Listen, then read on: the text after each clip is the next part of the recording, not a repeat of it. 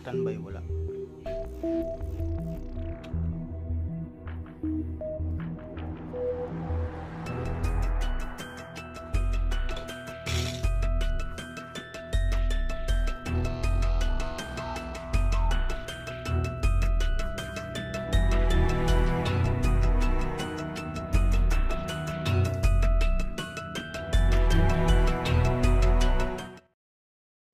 Ginawa na rin pala natin to.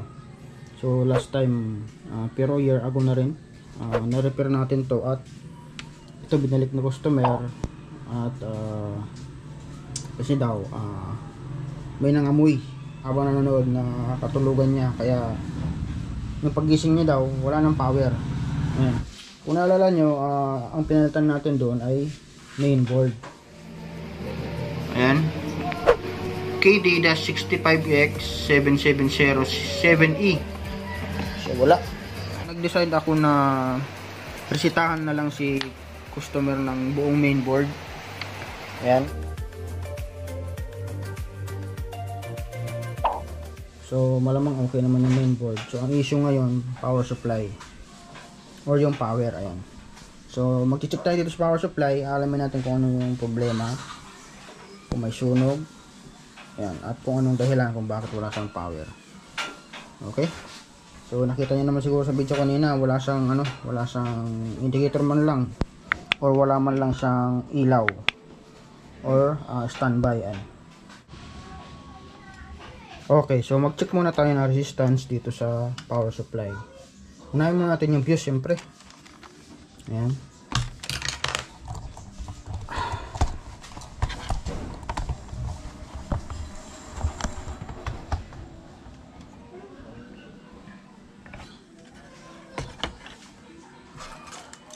Okay, naka times 1 lang tayo. Okay naman yung fuse. Ang dali nga. Discharge muna pala natin yung capacitor. Baka mayroong stuck na voltahe.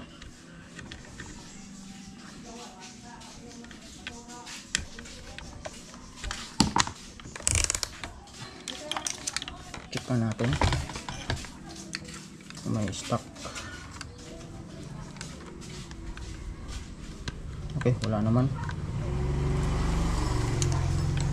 Try natin sa main filter capacitor kung shorted. Reverse. Okay, so okay naman. So sana walang issue sa main amp dito sa primary. Try nga natin ulit yung itong fusible resistor na to. So okay naman. So sunod natin i-check yung bridge type diode, guys. Ito. So dapat walang palo yung dalawang pin sa gitna. Kita ba? Hindi pala nakita. Dapat wala siyang palo. Forward, reverse. Okay, so wala naman. So negative at positive. Ito na yung papunta rin sa main filter capacitor. Okay, so good naman. Okay, so dun tayo sa secondary. Okay, so dito muna tayo sa main filter capacitor na to. Kita ba yung tester? Okay. So wala namang short. Dito sa na to, isa pang capacitor na yan, or sa dalawa na to. Dalawa pala na yan. Okay, wala namang siyang short. Try natin yung sa backlight. Dulo na ito.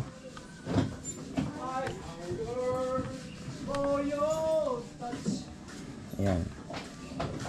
Okay, wala naman.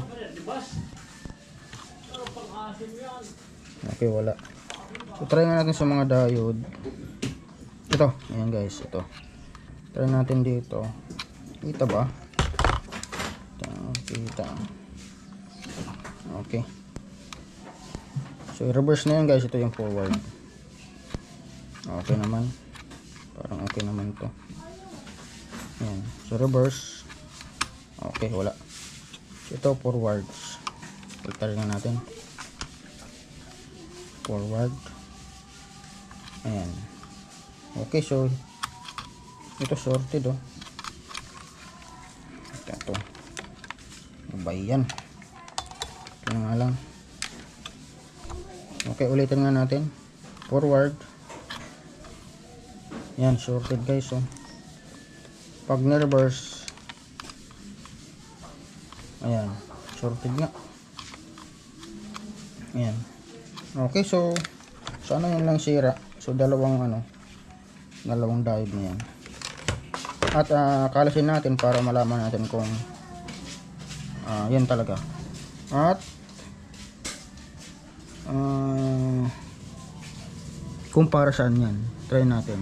Parang backlight yata yan o sa inverter. Okay, so ito na yung board guys. Ayan. So ito yung dalawang shorted na diode. Itong magkatabi na yan. Nasa nasa backlight inverter section yung diode na yan. So nandito yung dalawang MOSFET para sa inverter. So nandito kasi yung backlight terminal yung dalawa. Okay, so iahang muna natin yung MOSFET, yung dalawa, tsaka yung dalawang diode na yun, yung na-detect nating shorted. Okay yan. So yun, kinalas ko na guys yung dalawang diode na na-detect natin sira. At hinang ko na rin yung MOSFET na driver ng yan sa inverter section. Yung isa pala diode naman pala to guys, di ko na hinang. Diode lang yan.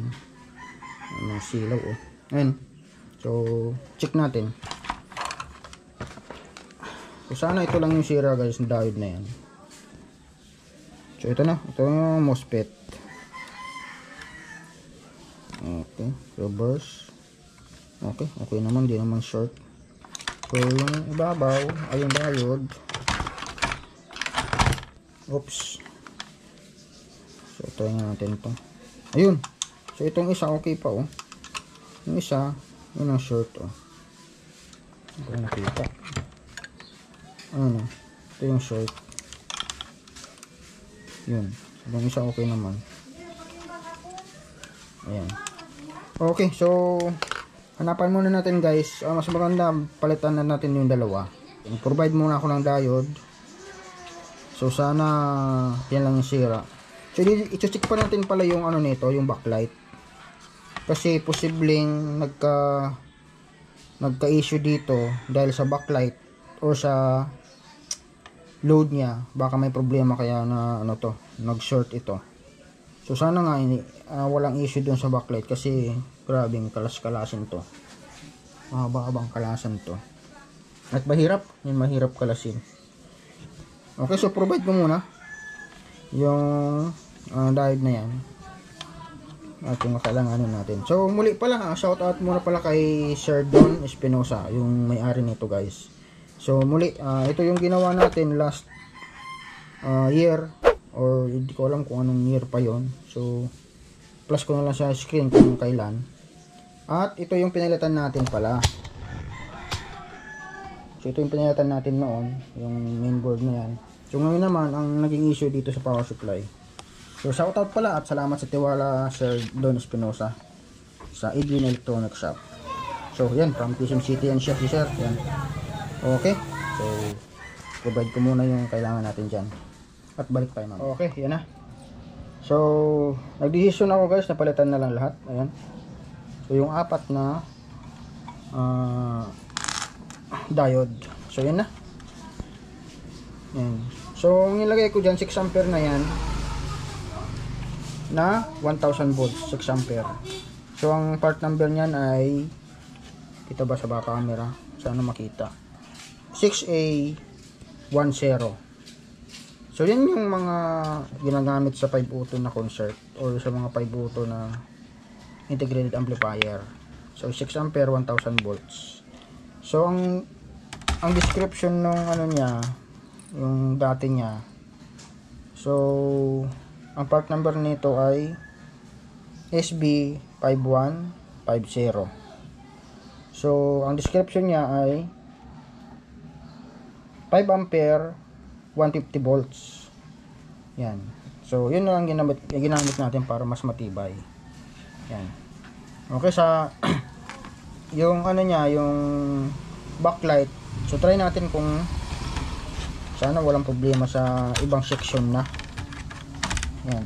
Yan, nahinan ko na rin pala yan. So nakakabit ko na at nahinan ko na yung MOSFET doon. Okay, so testing muna natin. So plugin muna natin to.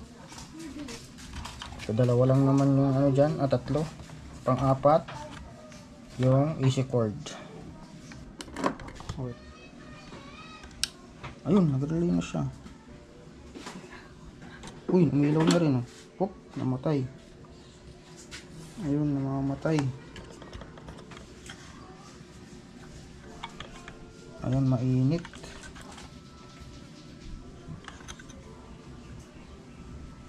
Mainit yung ano, yung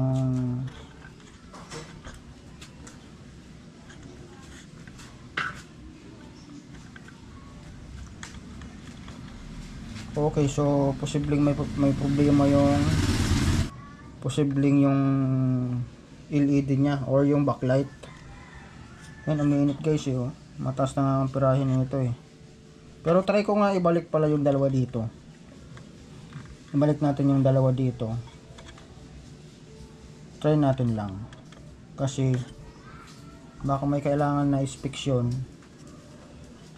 na wala dito sa pinalit natin. Ayan. So, pero ano lang naman to, rectifier diode lang naman yan siya. So yun lang, try lang muna natin. Ayan. So kung wala talaga, so posibleng may trouble talaga yung ating backlight. So ang backlight nito guys, andito naman pala sa ilalim. Ayan. So itong portion na ito hanggang doon sa dulo.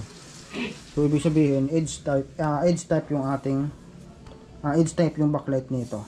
Ayan. So nakakabit dito sa heatsink. Okay, so try muna natin yun. Pagtry muna natin yung dalawa na to. The next day. Okay, ayan. So sa wakas ingay ah. Okay, so nag-normal na yung ating ginagawa. So yan, gumagana na yan. So i-recap ko na lang guys kung ano yung naging solusyon natin at kung ano yung resulta na. Ayan. So plug-in muna natin. So ayan, plug-in natin. Abangan na lang natin yung ilaw dito. May ilaw. Ayun. Ayun siya oh, umilaw na. At hindi na namatay yung relay. Ayun oh, umilaw na rin yun. Yung butas doon. So normal na. Okay na yan. Nobserbahan ko na nga siya. Siguro mga totoo lang, kahapon pa to naging okay guys. At meron lang tayong tinapos kasi kaya di ko natuloy yung video nito. Okay, so sinip ko yung ano niya. So ang nangyari ito pala, ito ang nangyari pala. Ito lang, plug out muna natin. So ang nangyari pala, ito yung naging sira lang, yung isang diode na yon. So yung BA 51, BA ba yun? SB pala. SB 5150.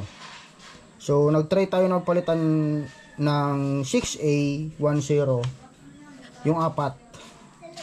So kaya lang ang naging problema, hindi tumutuloy yung ating supply ng backlight o mamatay pa yung relay. Binalik ko yung tatlo at isa na lang yung pinalitan natin. Yung kung saan yung isa na lang yung pinalitan natin dyan. Pero dito ang naging sira. Yan. So yung nandito lipat ko doon, tapos dito lang tayo nagpalit ng 6A10. Ayan. So yan ang naging ano niya. Yan, dyan siya nagnormal. So siguro mayroong issue talaga yung mayroong silang hindi tawag niyan. So hindi siguro sila nagmatch talaga sa specs nitong nitong diode na yan. Kasi yung BA ako ng BA. Yung SB pala, SB So BA5150. So isa sang Schottky barrier diode. So ito naman, or power rectifier diode. Yan lang yung nakalagay sa specs niya at sa description niya. So hindi talaga sila magkaparehas ng description. Kahit man doon sa mga ano niya, sa mga voltage, amperahe at kung ano-ano pa, hindi talaga sila magkaparehas. Ayan. Although para sila rectifier diode, so wala, mayroon talagang hindi, kumbaga hindi sila nagtugma. Nung ito lang pinilitan ko, so nagnormal na siya. At tinesting ko pa nga yung backlight natin na isa-isa. Meron pa nga akong ginawa dito na hindi nga makita. Ayan, ito siya oh. So ito yung mga negative connection ng backlight, ito yung mga positive. So ang nangyari, ganito siya. Tinesting ko yung, so kinapa ko dyan kung saan yung magkakonekta. At okay naman, wala namang issue yung backlight, or normal naman yung backlight. Halos 122 bawat backlight dyan. Bali apat na strip. Bali dalawang backlight ito, so hinati sa dalawa, so bali naging apat na magka-series. So ito magdulo-dulo, magka-series yan. So naghiwalay yung dito, tapos pangalawa naman sa kabila. So bali yung mga ano na yan, yung mga ano natin na yan, guide na yan, yan yung mga connection niya. So okay naman, halos 122 something yung ating voltage dyan, halos pare-parehas sila. So ibig sabihin wala talagang issue sa backlight. So tataka nga lang ako bakit umusok daw, sabi ni Sir Don, at nangamoy, pati nga daw sa kwarto nangamoy, kaya nagsisi daw siya na nakatulugan niya yung TV na to. Ayan, tapos pag plug-in kasi nila kinabukasan, wala na siyang power. Ayan. Okay, so testing na natin. Tingnan lang. So plug-in. Tayo mag-relay. Ayun, nag-relay na siya. So nandito yung positive, dito yung negative. So magdulo-dulo yung ating connection. Sana mag-connect. Tingnan lang. Kita ba? Hindi pala nakikita eh. Tingnan lang, dulo to dulo. So ayan oh. Kita ba? So 119. Hindi 25. So 124 nga oh. O 123.5, ayan. Okay, so yun yung supply ng ating backlight. Ayan, okay na yan. Okay, so itatayo ko muna to guys. At obserbahan ko pa rin to. Ayan.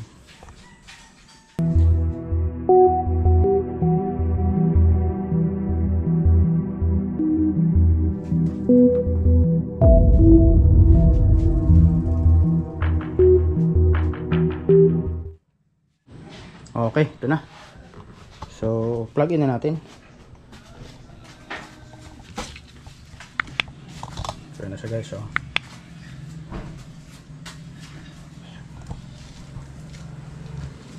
Yan, plug in. At pagramdaman natin yung relay. Ayun. Yung nag-click na. At yan. Okay, nasa channel 1. Kapay nga natin yung switch dito. Ayun oh. Up and down lang yun niya. Oops, ayan. Saan kaya tayo mag-video? Ay tawag yan. Ay, HDMI. At least okay na guys oh. Yan, grabe yung lapad. Isang dipa.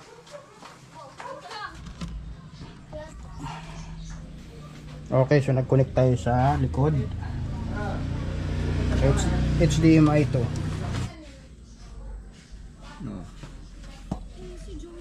Okay. Okay guys, so yan na. May sounds ba? O mayroon naman. Yung ating volume. Ayan, volume.